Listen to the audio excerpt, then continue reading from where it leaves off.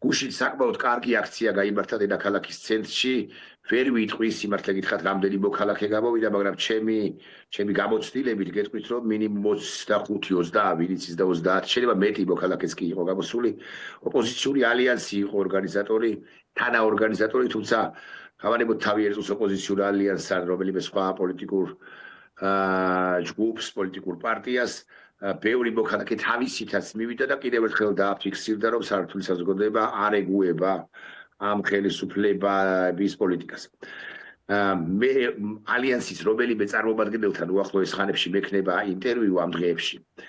ახლა კი დღევანდელ სტუმარს ჯერ საქართველოს ერთ-ერთ ლიდერს გიორგი ანთაძეს წარმოგიდგენთ. გიორგი, მოგესალმებით. შენთან საუბარი მექნება არა მხოლოდ გუშინდელ აქციაზე ვისაუბრებთ, არამედ ვისაუბრებთ გლობალურ კონტექსტზე და პირველ ყოვლისა მაინც კითხავ, აი როგორი შთაბეჭდილება დაგრჩა შენ, იმიტომ რომ ყოველდღიური აქციები, მარშები, მათ შორის შაბათობით ძალიან კარგია, მაგრამ თითქოს გუშინ უფრო მაჟორულ განწყობაზე ვიყავით თუ ვწდები.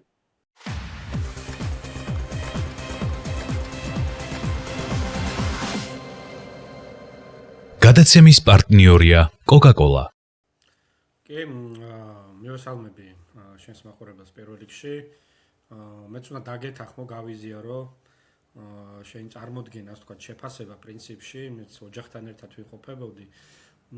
ბუნებრივია თან ამ ყველაფერს ჩემის აზრით იმ შინაარს კიდევ ისიც დამატებით აძლევდა, რომ რა დღეს მოხდა ეს შეკრება, ან 26 მაისი ეს არის საქართველოს დამოუკიდებლობის დღე და ძალიან მნიშვნელოვანი და სიმბოლურ თარიღს წარმოადგენს თითოეული ჩვენთაგანისთვის და ალბათ ორმაგად და ათმაგად იმ ადამიანებისთვისაც და არა მარტო, რა თქმა უნდა, ვინც იგივე გუშინ შეიკრიბა და ატმოსფერო მართლაც რომ შედარებით აი უფრო ესეთი მაჟორული ამაღლებული იყო თვითონ ხალხშიც, იგივე წინა იმას თუ შევადარებთ, ხო, ესეთ ფართომასშტაბიან შეკრებებს და მე მგონი მთავარი რისთვისაც იქ ადამიანები აი ამ თქვა პოლიტიკურ კონტექსტში თქვა, ხო, იქ შეიკრიბნენ, ეს ხო კიდევ ერთხელ გზავნილი და დადასტურება იმისა, რომ არა მარტო ეს ადამიანები, არამედ საზოგადოების ძალიან დიდი ნაწილი საქართველოში არ ეთანხმება, უარსეუნება იმ პოლიტიკურ კურსს, რომელიც დღევანდელ ხელისუფლებას აქვს, როგორც ქვეყნის შიგნით, ისე ქვეყნის გარეთ.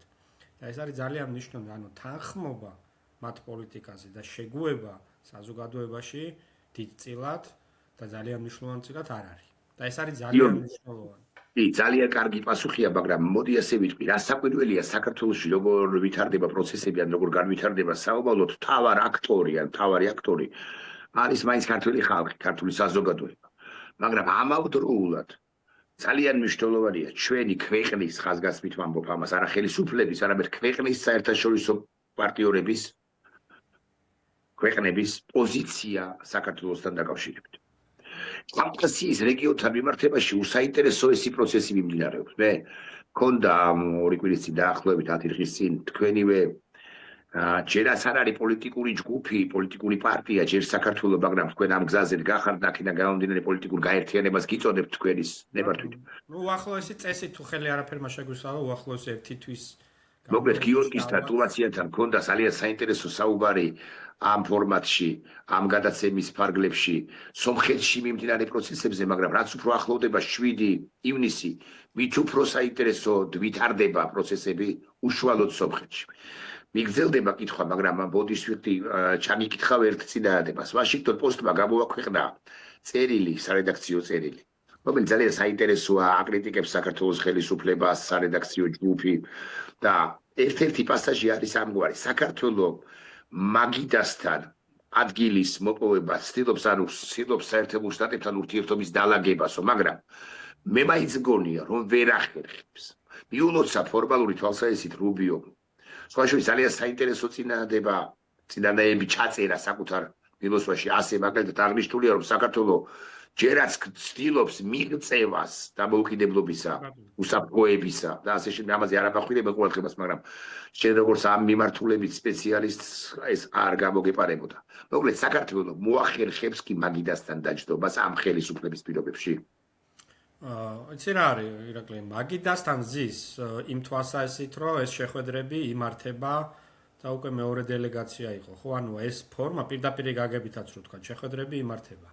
მოდი აი მაგიდის ჯდომის შედეგი რა იქნება, ის უფრო მნიშვნელოვანია, შეიძლება რამდენჯერმე გაიმართო შეხვედრები, მაგრამ ის სურვილები, რომელიც ქართულ ოცნებას და ამოძრავებს ამერიკის შეერთებულ შტატებთან ურთიერთობებში, მე ნაკლებად წარმომიდგენია, რომ ესე მარტივად მიღწევადი იყოს მათთვის პირველ რიგში. იმიტომ რომ აშკარად ჩანს, რომ არა მარტო ოფიციალურ პოზიციაში, იგივე ვაშინგტონ პოსტი იქნება ეს თუ ზოგადად დროდადრო არც ისე ხშირად სამწუხაროდ, მაგრამ ოდესაც საქართველოს თემას ეხმიანებიან ამერიკული გამოცემები იქნება თუ ანალიტიკური ცენტრები, იქ მკაფიოდ ხდება საქართველოს პოზიციონირება, როგორც ქვეყნის, რომელიც წარსულში, ანუ ასე ვთქვათ, იყო პირველი მოკავშირე ამერიკის რეგიონში, მაგრამ დღეს მისი საგარეო პოლიტიკა, კონკრეტული ნაბიჯები თუ ხელისუფლების გადადგმული ნაბიჯები ან რიტორიკა ქმნის შთაბეჭდილებას, რომ ეს უფრო იხრება, ანუ საქართველოს დღეს იხრება იმ სახელმწიფოების დაჯგუფებასთან თუ ჯგუფთან, რომელიც დღეს წარმოადგენს ამერიკის შეერთებული შტატების შეიძლება ითქვას პირველ გამოწვევას, ნომერ პირველ გამოწვევას. თუ ავიღეთ მთლიანად იმ ღერძს, სადაც ეს ბრჭყალებში ავტოკრატიული სახელმწიფოები მოიაზრებიან და ეგ არა მარტო ირანი არის, ხო? გასაგებია. შესაბამისად, პოლიტიკაც, რომელიც და ნაბიჯებიც ალბათ რასაც უნდა ველოდეთ უკვე რეალიზაციაში, ხო, ამერიკის შეერთებული შტატების მხრიდან ამ კონტექსტში იქნება ალბათ განსახილველი. მათ შორის ორი მხრიდან ის, რომ ამდენი ხანი ვერ ხდება ურთიერთობების აღდგენა, არც ელჩი არის აქვს, ხო, ოფიციალური, თქვა, წარმომადგენელი სახელმწიფო დეპარტამენტიდან, ეს მიუთითებს, რომ ეს პროცესები მარტივად არ მიდის. არც თუ მარტივად. და არის გიორგი, არის ამის შესაძლო მიზეზი. უნდობლობა. მე ისიც მგონია, რომ ქართული ოცნება დიდად მოწადინებული არ არის გარკვეული პირობების დაკმაყოფილებაზე შესაძლოა და შეიძლება ბოლომდე არ თვლიდეს, რომ მას, თქვა, რაღაცა კოზირები არ გააჩნია. თუნდაც შუადერეფნის პირობებში აშკარად ჩანს მცდელობა, რომ ბიძინა ივანიშვილსაც და ქართულ ოცნებასაც უნდა თავი წარმოაჩინოს ისე, რომ ისინი არიან აი ამ სიტუაციის ყოველ შემთხვევაში საქართველოში ერთადერთი ბატონ-პატრონები, რომ არანელი ალტერნატივა ქვეყანაში არ არსებობს, რომელსაც შეიძლება დაელაპარაკოს ან იმედი კონდეს გარე ძალებს. მოკლედ მე იქითკენ მიმყავს საუბარი, ისინი ცდილობენ პოზიციონირება მოახდინონ ასე, რომ აი ჩვენ ვართ ერთადერთი. თუ გინდათ შუა კორიდორის საკითხზე, ვაჭრობის, ტრანსპორტის, ენერგეტიკის და ასე შემდეგ ინტერესები ვიცით ყველამ რომ გაგაჩნიათ, პერსპექტივაში თუ გინდათ ეს ყველაფერი განვითარდეს, უნდა გვესაუბროთ ჩვენ. იმიტომ რომ ჩვენ ვართ ლეგიტიმურები.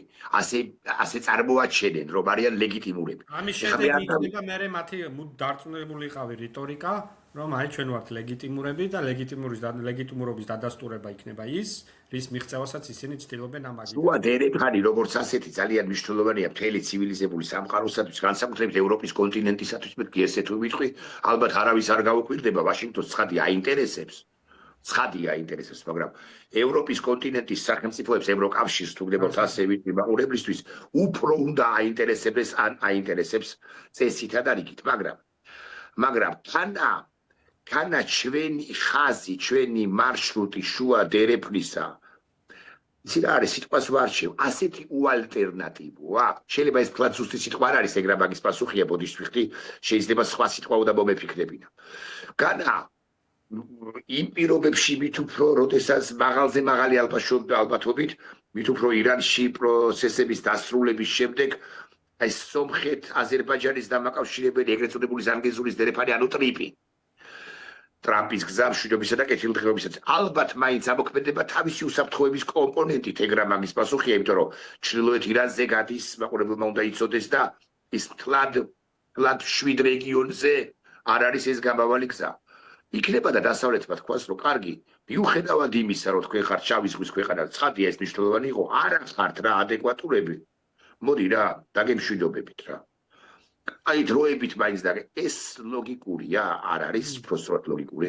დროებით შეიძლება და ეს პროცესი ეხლაც პრინციპში არის, ანუ ფაქტობრივად ბოლო 2-3 წელი ეს ურთიერთობები ჩვენ რაც ევროპასთან, მოდეს ვთქვათ, ევროპასთან როგორც ბიუროკრატიასთან გვაქვს, ხო? იმიტომ რომ ცალკეულ ქვეყნებთან კიდე სხვადასხვა ისტორია აქვს, ზოგთან უარესი და ზოგთან ასე თუ ისე მისაღები ქართული ოცნების გადმოსახედიდან გულისხმობ ხელისუფლების გადმოსახედიდან ურთიერთობების ხასიათს. მაგრამ ის რომ ფაქტია, რომ ევროკავშირი სამუდამოდ იცი რა არის სამუდამოდ ამ რეჟიმში ვერ დარჩება რაც შეეხება შეკითხვას უალტერნატივობაზე უალტერნატივო არ არის თუმცა თავისი წილი აქვს და აქ ხო ჩვენ საუბრობთ გარკვეულ დროის პერიოდში იმიტომ რომ ჩვენ ზემოთ და ქვემოთ არის ფაქტობრივად ცხელი წერტილები ძალიან მნიშვნელოვანი შესაბამისად თავის წილი თვითნაკადების ამ კორიდორის უნდა გაატაროს არის ამაზე მოთხოვნა და უნდა დაკმაყოფილდეს პირობები. თუნდაც ის რომ ტრიპმა, ასე ვთქვათ, ჭყალებში საფრთხე შეუქმნას ჩვენზე გამოვალ კორიდორს, როგორც სპეციალისტები ამბობენ, ამას ჯერ ერთი დრო ჭირდება, რომ დაიტვირთოს, ასე ვთქვათ, გაიმართოს და მე ტვირთები მოიძებნოს და ეს ყველაფერი ამუშავდეს, მაგრამ ამის და მიუხედავად იმის გამო, რომ ის მაინც ახმელთო კორიდორი არის, პორტები საკ უზარმაზარი მნიშვნელობა შავი ზღვაზე არსებულ პორტებს გულისხმობ, განსაკუთრებით აზერბაიჯანისთვისაა ძალიან მნიშვნელოვანი და აქ უნდა მოვიტანო აი ყულევის მაგალითი, რომელიც განიხილებოდა სასანქციო პაკეტებში, ბოლო პაკეტში, მე-20 პაკეტში ევროკავშირის და აზერბაიჯანის ძალისხმევით ამოხდა. იმიტომ რომ იქიდან გადის ევროპისთვის განკუთვნილი ძალიან მნიშვნელოვანი წილი აზერბაიჯანული ნავთობის, პლუს ამას სოკარი თავის რეპუტაციაზე დარდობს, იმიტომ რომ ძალიან მნიშვნელოვანი მოთამაშეა საფრანგეთში და შვეიცარიაში. ენერგეტიკულ ბაზარზე, იგივე ბენზინგასამართის სადგურების ამბავში და ამ მოვლენებიდან ჩვენ ძალიან მალე ვნახეთ, რომ იტალიასთანაც ალიევმა, ასე ვთქვათ, გააფორმა ხელშეკრულება მელოუნისთან, სადაც 20%-მდე უკვე იტალიურ ბაზარზე შედიან. ამიტომ ყულევის დასანქცირება, როგორც პრაქტიკული თვალსაზრისით, ისე რეპუტაციული თვალსაზრისით და თავის პოტენციური შედეგებით იქნებოდა აბსოლუტურად მიუღებელი ალიევისთვის. იმიტომ რომ ევროპა ეს არ არის სხვა ესეთი ტიპის სახელმწიფო, სადაც არ ითვალისწინებენ რეპუტაციაზე, ხა დასანქცირებულ პორტთან და დასანქცირებულ კი სხვა იურიდიული პირი არის, ვინც იქ ოპერირებს, თუმცა მაინც აზერბაიჯანული მხარე არის. პრობლემები შეიქმნებოდა. აქედან მით უმეტეს აი იმ გარიგებების კონტექსტში, რაც მე მოყვა დაახლოებით 2-3 კვირაში, ხო? აქედან გამომდინარე, ეს აჩვენებს რატო ყვებით ახლა ამ ყველაფერს. ეს აჩვენებს, რომ გარკვეული ეს ტრანზაქციული ურთიერთობა ევროკავშირმა რამდენჯერმე აჩვენა და ეს გაითვალისწინა როგორც ფაქტორი, შეიძლება ის გულისხმში ფიქრობდა, რომ იქ ბევრი სხვა შავი, ასე ვთქვათ, რაღაც ტვირთიც მოძრაობს, რომელიც დასანქცირებას იმსახურებს, მაგრამ უფრო დიდი გეოპოლიტიკური, ასე ვთქვათ, მიზანშეწონილობა. მაგრამ ეს არ შეიძლება, გიორგი, ბოდიშვილი, გაწყვეტილება არ შეიძლება გაგრძელდეს უსაშველოდ თუ სოკარზე არ ვლაპარაკობ, აქ ვლაპარაკობ დავთობ გადამამუშავებელ ქარხანაზე, ხელმძღვანელი მაკა ასათიანი და მისი მეუღლე, ფლობელები. რომელიც დაკავშირებული ამ ტერიტორიასთან პირდაპირ. კი ბატონო. და რომელიც ასევე უნდა მოხვედრილიყო ამ სასანქციო პაკეტში, მე-20 სასანქციო ჩემი პაკეტში. გადმოსახედიდან მე რაც ინფორმაცია აქვს, ეს ინფრასტრუქტურა დაახლოებით ერთი და იგი, ანუ ერთმანეთზე მიმული პროცესი არის და მოდი ესე ვთქვათ, ირიბად ესენიც გადარჩნენ, ანუ მათი ინფრასტრუქტურაც კი, გადარჩნენ, მაგრამ თუ ესენი სანქციების თავის არიდებაში შეეხიდებიან რუსეთს, ესენი მაინც უნდა დავარქვათ დროის გარემოება ალბათ მნიშვნელოვანი გადარჩნენ დროებით. იმიტომ რომ 21 თუ არა 20 კილომეტრად 25 სასანქციო პაკეტში თუ ასე გაგრძელდა. თუ ასე გაგრძელდა. ჩვენ არ ვიცით ალიევმა რა ელაპარაკა ივანიშვილს პირდაპირ. ივანიშვილს. და შეიძლება აბსოლუტურად ლოგიკური იქნებოდა მაგალითად ამ რისკების პრევენციაზეც საუბარი. ყოველ შემთხვევაში აზერბაიჯანული მხარიდან როგორც ინგლისელები ამბობენ, ხო? It makes sense რა. რომ ეს ყოფილი ამაზე ყოფილიყო, ანუ გონიურული იქნებოდა ამ ყველაფერზე საუბარი რო ყოფილიყო. ანუ დიდ სურათში იმას გულისხმობ, რომ იგივე სამოქალაქო პროტესტი, რომელიც არ ცხრება და გუშინდელი აქციაც ამ კონტექსტში ძალიან მნიშვნელოვანია, ეს არის ეს მუდმივი ნაკვერჩხალი, რომელიც მე ვფიქრობ, რომ ძალიან დიდი ხნის განმავლობაში არ მისცემს დასავლეთს კრებსითად და გინდა იქნება განსაკუთრებით ევროკავშირს იმის საშუალებას, რომ მან თვალი დახოჭოს საბოლოოდ საქართველოში არსებულ და თქვას კიდევ რომ საქართველოს არის კავკასიის ბელარუსი. აი, გუშინდელმა დღემ თვითონ დაადასტურა. კიდევ ერთხელ საქართველოს არ არის კავკასია. მიუხედავად იმისა, რომ მეც სამწდენია რაღა დაგიბალო, რომ ამ გზას ვადგავართ.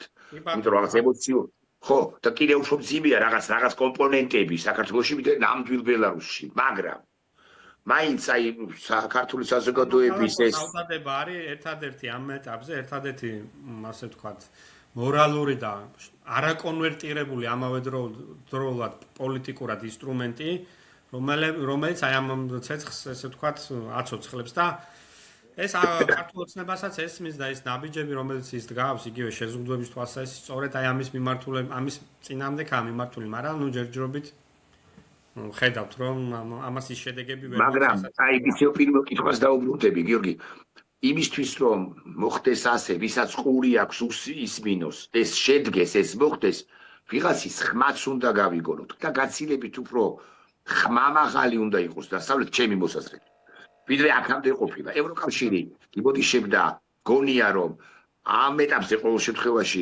ნაკლებად აინტერესებს ან ნაკლებად ითვალისწინებს ქართული ოცნება ევროკავშირიდან რეკომენდაციებს, სანქციებს, მუხარებს და რეზოლუციებს და ასე შემდეგ და განსაკუთრებით მას აინტერესებს მაინც ოკეან გაღმიდან ჯერ ერთი აღიარება, ლეგიტიმაცია და მეორე აი სუსტი მესიჯები, სულ ამბობენ რომ გადავტვირთავთ որ სუფთა ფურცლიდან დავიწყოთ სტრატეგიული. ოღონდ ნაბიჯი არ იდგება. ყობახიძე მისიც კი თქვა რომ მაისშიო ჩვენ რაღაც საოცარი ვიზიტები გვექნებაო და მე პატივისცემას უდასტურებ რასაკვირველია სახელმწიფო დეპარტამენტის იმ დელეგაციას ანდრეოლის ხელმძღვანელობით რომელიც ჩამოვიდა მაგრამ ანდრეოლი მის ამ პატივისცემის მიუხედავად მესიჯის ჩამომტანია პოლიტიკას მაინც განსაზღვრავეთ სხვა პერსონები განსაკუთრებით ასაკურველი რუბი თორემ რომ კურიერი არის ამ შემთხვევაში გარკვეული გაგება კურიერია ხო მართებული კონოტაციით ეხლა ცხადი არ ვაყენებთ მის როლსა და ფუნქციას მაგრამ კურიერია აი ერთი კომპონენტიც აი საღაი თქვა ის მუშაობდით თავდაცვის უწყებაში წლების განმავლობაში იქნება და ერთი უმნიშვნელოვანესი ძაფი ამერიკის შეერთებულ შტატებთან რაც აკავშირებს რა არის smart მიბმულები არის სწორედ თავდაცვის კომპონენტი იმიტომ რომ წვნები ჩატარდა გასულ წელსაც ჩატარდა წელსაც შეიძლება დამატებითი იყოს თუ წელს არა გაიცად მაინც ეს არის agile spirit ეს არის Nobel partneri ეს არის 1000 სამხედრო მონაწილეობდა ეხლა იქნება და აი ეს ფუნქცია რო თქვენ ჯარს მივეხმარებით და არ გამანადგურებინებთ თქვენ სტრატეგიულ მოწინააღმდეგე რუსეთს ამ ინსტიტუციას მაგრამ სხვა რაღაცეებში ნაკლებად ჩაერევა შეერთებული შტატები იქნება და ეს არის ლოგიკა თუ ვწდები იცი რა არის მე დანამდვილებით შემიძლია გითხრა რომ მათ აქვთ ინტერესი უსაფრთხოების სფეროში თანამშრომლობის და ეს არა მარტო თავდაცვას ეხება არამედ სხვა საკითხებიც იგივე ანტიტერორისტული რაღაც და სხვადასხვა ნივთიერებების გავრცელების თვალსაზრისით მათ შორის ქბრბ ეგრეთ წოდებული ქიმიური ბიოლოგიური რადიაციული და ასე შემდეგ მიმართულებითაც და ფაქტი არის რომ პერიოდულად ხდება მსგავსი ტიპის ასე ვთქვათ სპეცოპერაციების ჩატარება საქართველოში და ბოლოს მოხშირდა კიდევაც ხო ბოლო 2 წელიწადში რამდენიმე შემთხვევა იყო ამერიკელებს ნამდვილად აქვს ინტერესი და მოლოდინი რომ ეს თანამშრომლობა გაგრძელდება მე რაც ურთიერთობა და კონტაქტი მქონია ზოგადად მათი ხაზი ყოველთვის იყო ეს და ეჭვი არ მეპარება რომ ეს არც ახლა არ იქნება შეცვლილი რაც შეეხება თავდაცვის ძალების თანამშრომლობას ეს მაინც არის ზოგადად მე რაც ინფორმაცია მაქვს ინსტიტუციურ დანეზე ძალიან შენელებული ყველაფრის და მიუხედავად ანუ ის ძველი დატვირთვა ურთიერთობების ხო რაც აქამდე იყო წინა წლებში დღეს არ არის თუმცა რაღაცა დონე მაინც ნარჩუნდება კონტაქტების ამ ღონისძიებების არის ეს მისასალმებელია მაგრამ არა ისე როგორ ძველებურად მოდი ესე ვთქვათ ეს ცალსახა არის რაც შეეხება კიდევ ერთი მნიშვნელოვანი ის არის რომ ამერიკის შეერთებული შტატების პოზიციის ჩამოყალიბება იმდენად რამდენადაც შეიძლება ისეთი პირდაპირ ინტერესები ტრამპის ადმინისტრაციისთვის როგორც მაგალითად იგივე სომხეთი კრიტიკული მინერალების თვალსაზრისით შეთავაზა ხო გუშინაც რუბიომ რომ ხელშეკრულებას ხელი მოაწერა იქ იყო ეს კომპონენტი ანუ აშკარათაა ყველა ფოკუსირებული დღეს ვინც ამერიკის შეერთებული შტატების ამჟამინდელ ადმინისტრაციასთან თანამშრომლობს რომ რაღაცა კიდევ უფრო მეტი პრაქტიკული შინაარსი ჩადონ ამ ურთიერთობებში აი ის რაც ამერიკას ეხლა აინტერესებს აი ამ თვალსაზრისით საქართველოს რა შეიძლება შეთავაზოს ან საერთოდ რა იმის განხილვა მიდის თუ არა რაც შეიძლება ოცნებისას ხელსაყრელი იყოს ამაზე საერთოდ არანაირი ინფორმაცია არ არსებობს და არც ინფორმაცია ძნელი მოსაფიქრებელიც კი არის რა შეიძლება იყოს პლუს ამას რატომ არის ხა გარდა იმ მიზეზებისა რაც ჩამოთვალე ირაკლის აღიარება ტრამპის ადმინისტრაცია მნიშვნელოვანი იმიტომ რომ არჩევნება და ჯერ კიდე ამერიკის შეერთებულ შტატებში და ბოლო 2 წელი რიტორიკა ქონდა ქართულ ოცნებას რომ აი მოდიან კონსერვატიული ჩვენერი ძალები ამერიკის შეერთებულ შტატებში ორბანის მოკავშირე და რომ ჩვენ ერთი რაღაცა პირობითი იდეალები დავარქვათ გვაერთიანებს და deep states დაამარცხებს ტრამპი და ნუ პერიოდულად ხედავთ კიდე ამ თემაზე გამოხმაურებს რომ აი ცდილობს მაგრამ არ გამოსდის და ხან კიდე ამ წერილებში ცნობილი ფილოსოფოსის რომ თქვა ბჭყალებში ვისმენთ ხოლმე სხვადასხვა გზავნილებს ამ მიმართულებით ამიტომაც თუ ეს გამოვათ ეს რა თქმა უნდა მათ შიდა პროპაგანდას კიდევ უფრო გააძლიერებდა ამიტომ მათთვის კონკრეტულად როგორც პოლიტიკური ძალისთვის რომელიც სიტუაციის გადაგორებას და ძალაუფლების შენარჩუნებას ცდილობს, არის აი რამდენიმე პლასტი არის ეს საინფორმაციო პროპაგანდისტული მნიშვნელობა, არის ელემენტარული საფრთხე სანქციებისთვის, მათ შორის პერსონალად ბიძინა ივანიშვილისთვის, იმიტომ რომ ამერიკული სანქციები მაინც ხო არის, ყველამ კარგად ვიცით. საბამისად მე ვფიქრობ, რომ მათ პირველ რიგში მოდი ესე ვთქვათ, რა ვიწრო მერკანტილური ინტერესები ამოძრავებთ ამერიკის შეერთებულ შტატებთან, რაზეც სავარაუდოდ ვერ ლაგდებიან ესეთ გასაგებ ენაზე რო ვთქვა და ალბათ მე მაქვს მოლოდინი, რომ უახლოეს თვეებში უნდა გამოჩნდეს რაღაცა კონტური ხელშესახები, იმიტომ რომ წინააღმდეგ შემთხვევაში ეს მაგალითი იქნება, რომ ერთი თუ ესე გაგრძელდა კიდე ხანგრძლივ პერიოდში, რომ ერთი ამერიკას არ აქვს კაფეო ინტერესები ჩამოყალიბებული მიუხედავად იმისა, რომ ეს გამოცემები და ანალიტიკური ცენტრები მიანიშნებენ იმ ცვლილებებზე, რაც ჩვენთან ხდება. და მეორე ან აქვთ და ისეთი პირობებს უსახავენ, რომელსაც ქართული ოცნება კატეგორიულად არ აკმაყოფილებს. ერთ-ერთი პირობა არ ვიცი რამდენად სწორი სიტყვაა, მაგრამ აი სომხეთი ახსენეს შენს, მანამდე მეც ვახსენე, თითქოს მე სხვა თემაზე გადავედით და ნამდვილად გადავედით. უყურე გიორგი, აი ძალიან საინტერესო პროცესი მიმდინარეობს ახლა 7 ივნისს სომხეთში. პრინციპულად მნიშვნელოვანია კავკასიის რეგიონის სტაბილურობისათვის, რომელიც აი რამდენწლიანი ომისა და დავიდარების შემდეგ ხოლმე მის გარკვეულ ნაწილში ეს მშვიდობა დამყარდა, ან დამყარდება საბოლოო მშვიდობა. პრინციპულად მნიშვნელოვანია ნიკოლ ფაშინიანის გამარჯვება. ევროპელები, ძალიან საინტერესო ფენომენთან აქვს საქმე. ევროპელები და ამერიკელები, რომლებიც ერთმანეთს წყალებში სამკვდროდ გადაკიდებიან ბევრ საკითხზე, ტრანსატლანტიკურ ურთიერთობაში, გრენლანდიის საკითხზე, სავაჭრო ტარიფები, რა არ ხდება კონტინენტსა და კონტინენტს შორის, თითქოს თანხმდებიან, აი სწორედ სომხეთთან მიმართებაში. ერთმანეთს ასწრებენ მეთქი, ასე ვიტყვი. ჯერ ჯეიდი ვენსი, მერე ევროპელი ლიდერები, მაკრონის საერთოდ ფორტეპიანოსთან, ხო? კი არ ბუტრირებ, კი არ ვაჭარბებ, მართლა ასე იყო, ეს კადრები იყო. ეს ფორტეპიანოსთან ისე კი არ მიუჯდებიან ხოლმე მაყურებელს ვეთქვი, ლიდერები ამ შემთხვევაში საფრანგეთის ლიდერი, აი ეს ემოდი ახლა გემუდარები ახლა შარლას დაურის რაღაც კომპოზიცია შეიმისრულე, ხო? ესე ხო არ არის. ხო, აქ არის მთელი პროტოკოლური თუ სწორი სიტყვა, ან კულისური პოლიტიკის ნაწილია ეს და ასე შემდეგ. ადასტურებენ პატივისცემას. ეხლა ამერიკელები კრიტიკული მინერალები ახსენეს შენ, ამავდროულად სომხეთისთვის შეერთებული შტატები ხდება მე-7 ქვეყანა, რომელიც იარაღს მიყიდის შეერთებული შტატების სომხეთს. წარმოიდგინეთ, რამხელა ამბავს თან გვაქვს საქმე, ხო?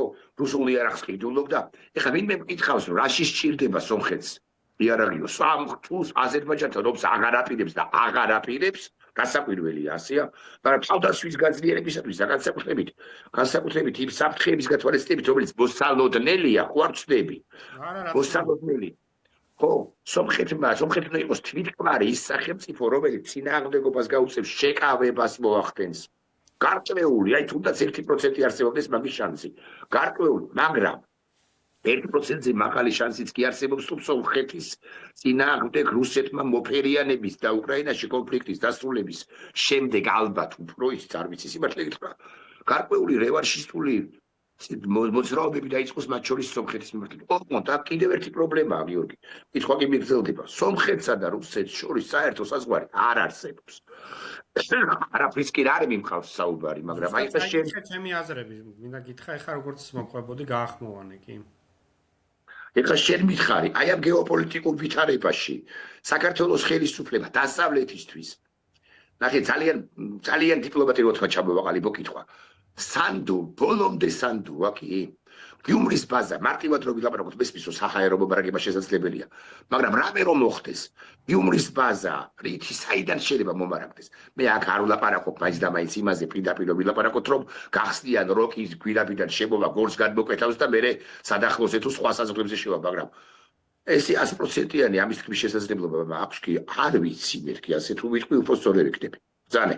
კი ბატონო, დავიწყოთ იქიდან, რომ ნამდვილად უპრეცედენტო დემონსტრირება იყო ინტერესის ევროპული მხრიდან. ცოტა ხნის წინ ის გამართული სამიტი თუ რაც იყო, ზუსტად სახელი აღარ მახსოვს.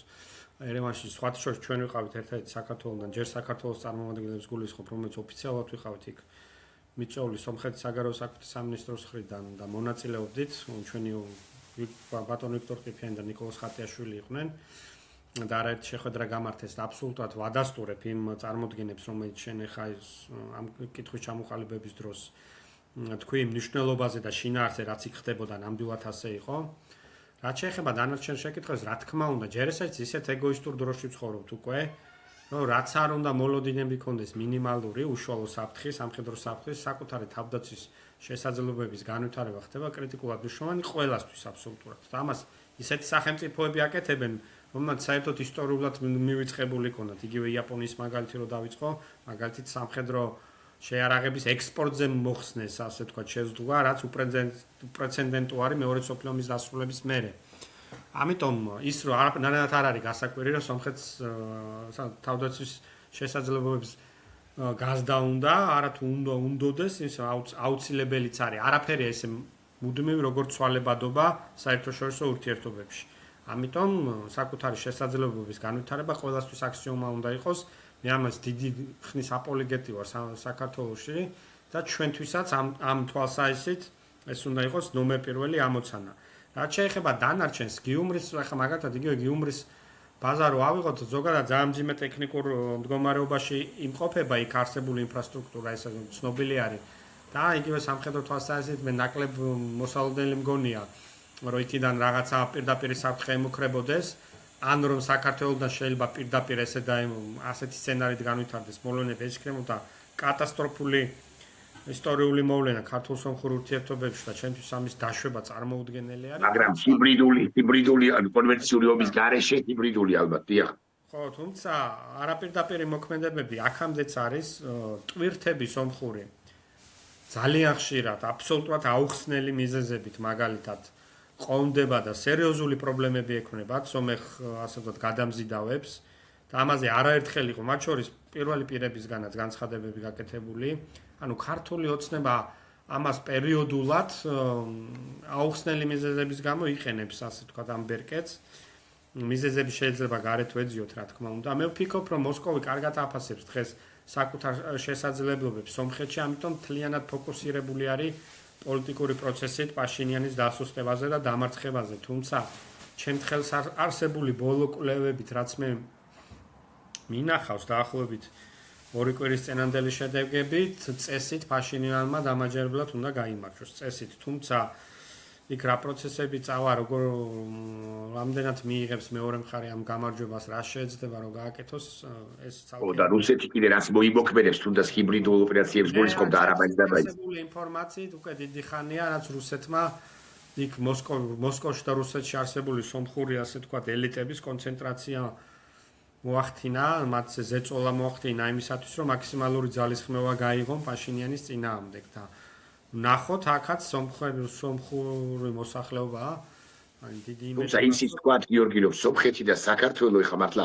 ტრაგიკულად კი არ განვითარდება მოვლენები, მე შეიძლება გამექცა სიტყვა, სომხეთი ევროკავშირის წევრი ვერ ხდება საქართველოს გარეშე, ვერ გადაახტება, ასე მიყვარს ხოლმე თქვა და ამ თვალსაზრისით პარტნიორები უნდა იყვნენ ეს ქვეყნები, როგორც საქართველოს ხელისუფლება უნდა იყოს ადეკვატური, ის უნდა შეასრულოს ქვეყანა, უნდა შეასრულოს ლოკომოტივის მისია, ფუნქცია, პარებ ერთი კითხვაც როგორც ამ შემთხვევაში უკრაინასთან მეც და ბევრი ჩვენგანი სულ ვამბობთ ხოლმე ამას, რომ უკრაინაში როგორც განვითარდება პროცესები, დიდწილად ისე განვითარდება ეს მოახდენს გასაგავლენას. რა ხდება უკრაინაში? კი ბატონო. სირში შევდივართ, როცა არც ერთია გამარჯვებული და არც მეორე. მეორე მეკითხვა ბოდიშ ვიხდი. იმუქრება პუტინი.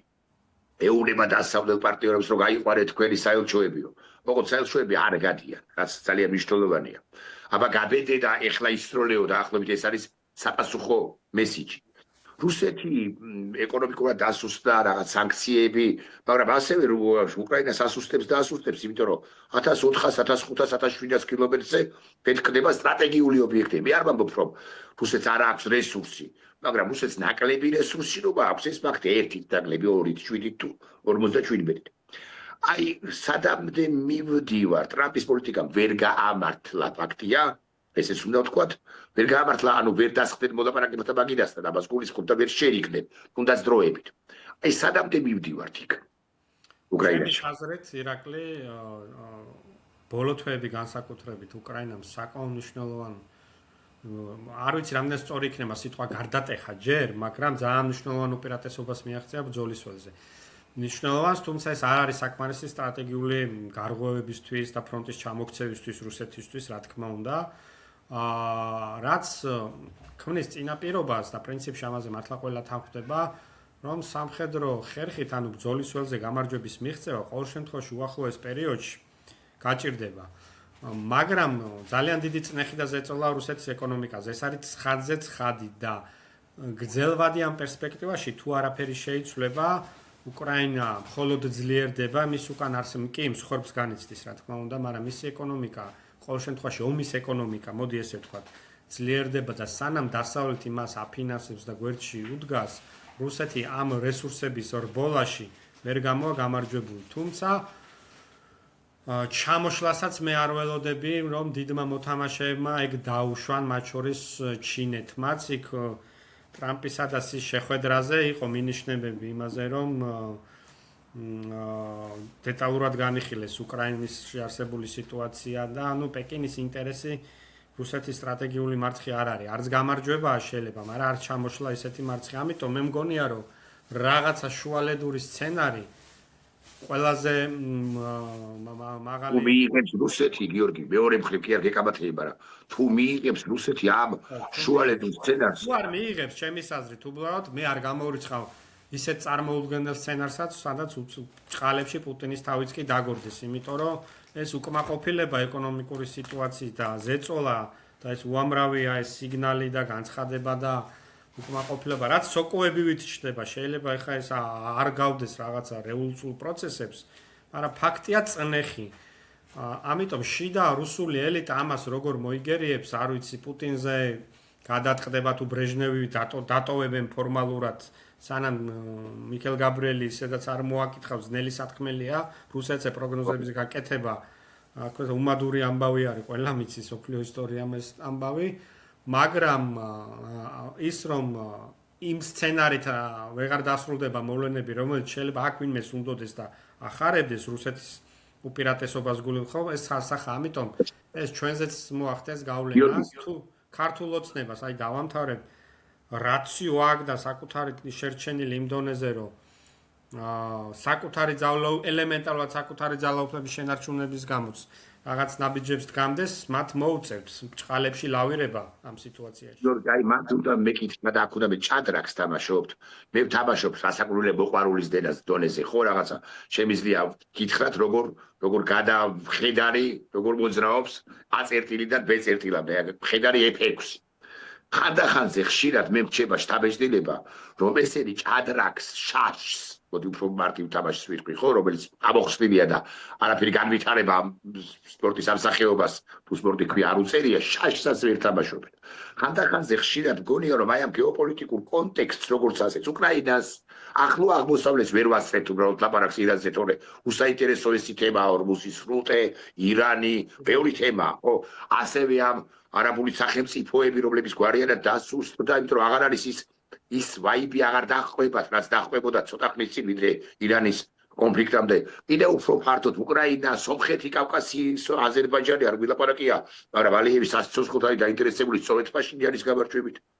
თურქეთი უმსხვილესი და უმნიშვნელოვანესი მოთამაშე ამ პროცესში, თურქეთ-ისრაელი. ისეთი თემებია, რომ ვინც ჭადრაკს, ელემენტარულ ჭადრაკს მაინც თამაშობს, აი მოყვარულის დონეზე, ამას უნდა კითხულობდეს. შესაბამისად, ჭორეტდეს, ცდებოდეს ხანდახან, განა არა. მაგრამ პოლიტიკას უნდა აქ კიდე დილით გაიღვიძე პაპუაშვილი ლაპარაკობს იმას და კიდევ ის რაღაც გურამ მაჭარაშვილი ამას პირობითად ასაკვირვეთ. პაპუაშვილი ნამდვილად და გურამ მაჭარაშვილი ნამდვილად პირობითად. კითხულობს კი უშუალოდ ბიზინა ამ კონტექსტს და რა ვერ წაიკითხა, ასე ვიტყვი. მეც რა არის, მან ფუნდამენტური შეკითხვა არის ჩემი აზრით, რაზეც პასუხი ზუსტად არ გვაქვს, შეიძლება ჩვენი წარმოდგენები და ეჭვი გქონდეს, რამდენად ავტონომიური არის ბოლომდე ან საერთოდ ავტონომიური მის საგარეო პოლიტიკურ ხედვაში, ნაბიჯებში და გინდაში და პოლიტიკაში, ხო? იქ ვიღაცები რუსეთის გავლენაზე საუბრობენ, ასე შემდეგ. ამიტომ თუ როგორც ავტონომიურ მოთამაშეს მას წარმოვიდგენთ, მაშინ მას მოდი ესე ვთქვათ, ჰიბრიდულ რეჟიმში მინიმუმ უნდოდეს, რომ დარჩეს აი ამ ლავირების თვალსაჩინოდ, ხო? და არ იყოს პირდაპირ რომელიმე დიდი ძალის ჭყალებში ინტერესების გამტარებელი. ამიტომ გარკვეული ნაბიჯები მე მგონია ჩვენთან მიმართებაშიც, ხო? რა ნაბიჯებსაც ოცნება გადადგავს, ჩვენ უფრო კაფიოთ გვექნება მე პასუხების ძებნის საშუალება ამ კითხვაზე რა. ამიტომ ეს არის ძალიან მნიშვნელოვანი ფაქტორი. ერთია რომ მე ვარ თავისუფალი ჭადრაკის მოთამაშე და მთლიანად მევწყვიტავ სადრა გადავაადგილო ჩემი წარმოდგენით. მეორეა კიდე ვიღაცა კურსი ჩამჩურჩულებს რომ არა ეს აქ არ ამ ქვით კი არ ითამაშე თქვათ. არამედ ამ ფიგურით ითამაშე და ასე ეს არის ძალიან მნიშვნელოვანი. ლუკაშენკოც დამოკიდებულია რუსეთზე და ვინც ის და იქნება მეტადაც მიბმულია ვიდრე, მაგრამ შეერთებული შტატები და პრეზიდენტი ტრამპი რო უკავშირდება და ეუბნება ეხა გაანთავისუფლე ის პოლიტპატიმარი, ის ადეკვატურია და ეს პატივცემული ხო ვაჭრობს კი ბატონო ეს დავარქვათ. ეს პატივცემული მესმის რომ ვაშინგტონი არ დაურეკავთ ჯერ ზიამახლობელისა თუ ზვიადრატიერის თაობაზე, მაგრამ უნდა გრძნობდეს ლუკაშენკოზე მეტად და მიბმული ხო არ არის რუსეთზე და თუ ლუკაშენკოს მსგავსად არის, ან ნაკლებად არის, განრუსეთებას უნდა გრძნობდეს კონტექსტის გათვალისწინებით, განრუსეთების აუცილებლობას. შავ ზღვაზე მარცხდება ეს რუსეთი. ეხლა რამდენი ცალკე მივება მე რუსეთს მარცხდება ეს ოხერი და მოდი რა წაიკითხე რა.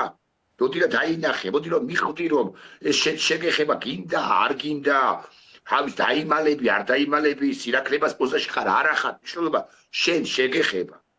ეს ყველაფერი. კი ბატონო, აი ზუსტად აქედან გამომდინარე, ანუ ამიტომ გონია რომ თუ ჩვენ აი ლოგიკას მივყვებით, რაც ახლა კითხვაში ჩამოაყალიბე, მაშინ უნდა ველოდოთ რომ რაღაცა ადეკვატური ნაბიჯები უნდა გადაიდგას, მაგრამ აი აქ კიდევ ერთხელ მიდის თუ არა მოლაპარაკება ამერიკულ ხარეზე ამ კონკრეტიკი დამშინარსით, ან შესაძლო იმ პირობებით, რაც ახლა დავასახელე, ჩვენ ეს ზუსტად არ ვიცით.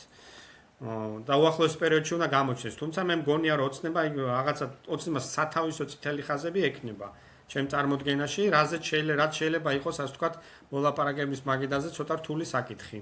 მე ეს მგონია, რომ ანუ ბოლომდე არ დაუთმობენ არავის ესე მარტივად, ესენი არც თავიანთ აი ამ რიტორიკას, არც საგარეო პოლიტიკურ აი ამ გზას, კურსს, რასაც ახორციელებენ და მარტივად საბოლოო ნიშნით ძალაუფლებას.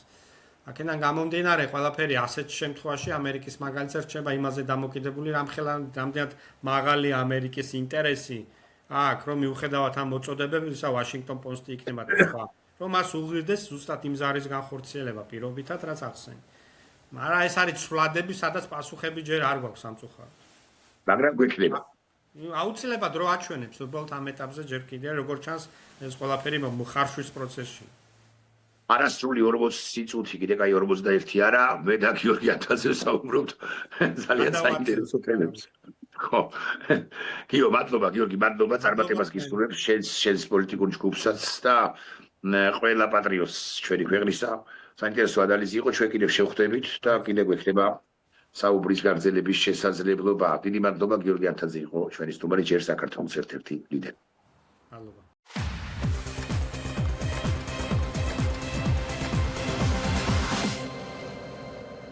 გადაცემის პარტნიორია Coca-Cola.